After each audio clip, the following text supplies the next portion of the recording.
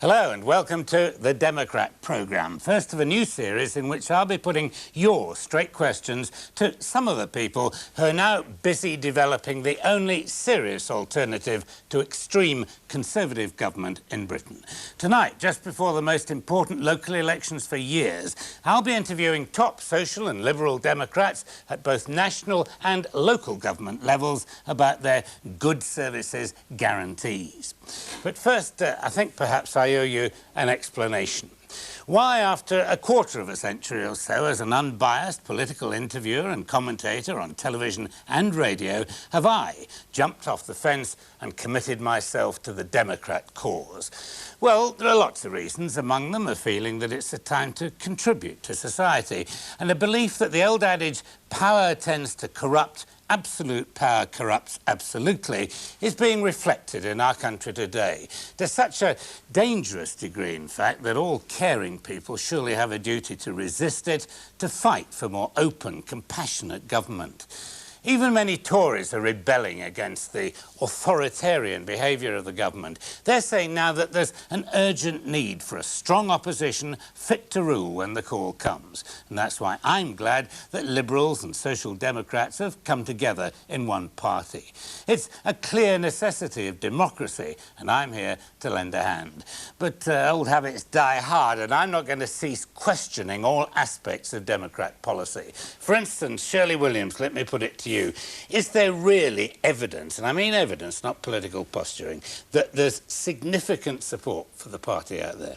Yes, I think there's real evidence, Michael. I mean, if we go back to the upheaval that the Liberals and Social Democrats brought about in local government, even before the parties merged, you get councils like Aberdeen and Tower Hamlets that have been Labour for as long as time can remember, or places like Richmond and Gloucestershire, which were thought to be solidly blue territory. And in all these councils, and many more like them, we now have a major Democrat input. In many cases, we have an administration which is Democrat-controlled. If I take much more recent evidence, let's just take the last month, in March, in the three-cornered seats that we fought between all three major parties, something most people don't realise is that the Democrats picked up 28% of the vote, which was more than Labour. It was still a bit behind the Tories, but already at local government level, we were proving to be the major challengers to the government. So this time, very briefly, you are seriously after power. Yes, we doubted it last time. We're serious about power. I think we recognise that the two leaders was something very hard for people to grasp, and we now know the sheer urgency of the need for us. After the poll tax and education reform bill and all the rest of it, we've got to get in there and we've got to fight with all we've got. Right, thank you. Well, the first major test of the party's truly democratic appeal comes a week today, May the 5th, when the local government elections take place nationwide.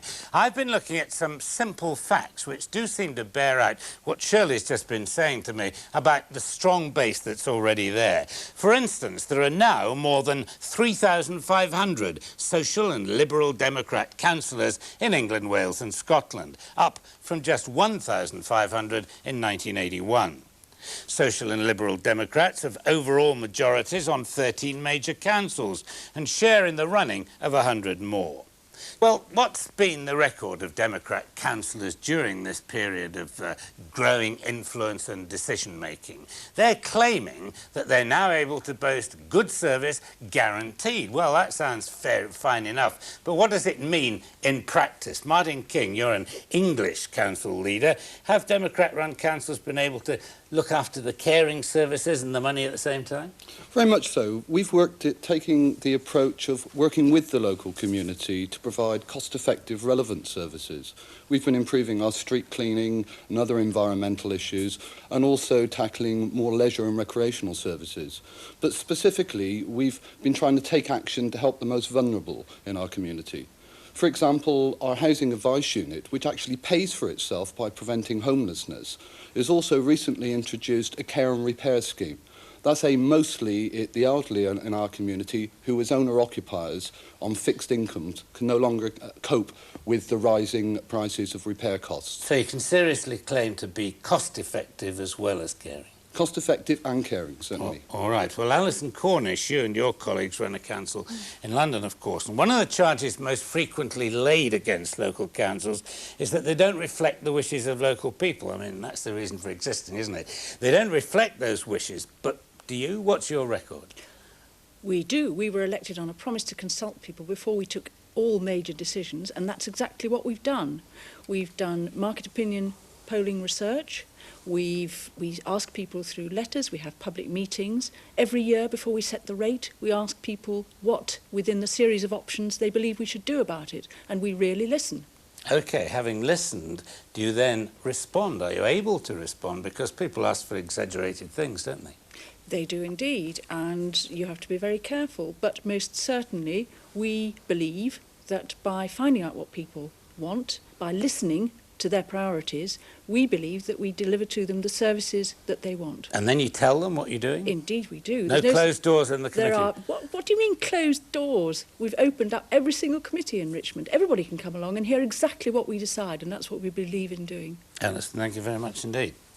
Well, of course, Social and Liberal Democrats believe that both these key aspects, that's the listening and the telling people about what they're doing of local government, will be threatened by the government's proposed poll tax, which is already beginning to have an impact in Scotland, particularly a national issue at the same time. One, indeed, that divides the Tory party and causes confusion in the Labour camp. So over to you, Charles Kennedy, on this one. It worries me a bit that surely local voting may not affect the national debate. Well, on the poll tax, that is. That must be a great worry when we've got this kind of government. If it's hardly willing to listen to its own backbenchers in the House of Commons, why should it listen to votes in local elections up and down the country? And that's really why, because we do have a constructive alternative to put forward on the poll tax, that it's important that we end up, after these local elections, with more Social and Liberal Democrat councils, such as the type which Derek himself controls in a ruling group in Scotland, in position, because we really must get across that locally as much as nationally, the poll tax is regressive, is unjust, and must be reversed. OK, well, now, let me turn to Simon Hughes. I mean, it's easy enough, isn't it, to snipe at government over this and other issues. But is there a sensible Democrat alternative, a real alternative? You asked for straight answers to straight questions. The answer is yes. Local income tax is there and can work. But can it work? You see, there was a green paper on this, wasn't it, called Paying for Local Government, and it said, I remember, that the system, your system, was impractical and expensive. That's what it said, because it worked on assumptions as to the present way in which local government is financed. Do the figures properly, and you get a very different picture. You get a system that is fair, that's its first merit, a system that many other countries have implemented, a system that is based on what we already have for national government and the government accept, and a system that delivers what clearly people want. The person on the high earnings, a cabinet minister, pays a higher amount than somebody who's a student nurse, and not like poll tax, where, for example, a student nurse would pay twice as much as under local income tax. Well, that's all from this edition of the Democrat programme, except to tell you how to join me in supporting the party or how to find out more about it. You can telephone free of charge 0800 500 255. I'll say it again so that you can get it down properly, 0800 500 255. But above all, don't forget to vote with me, Democrat, Thursday, May the 5th.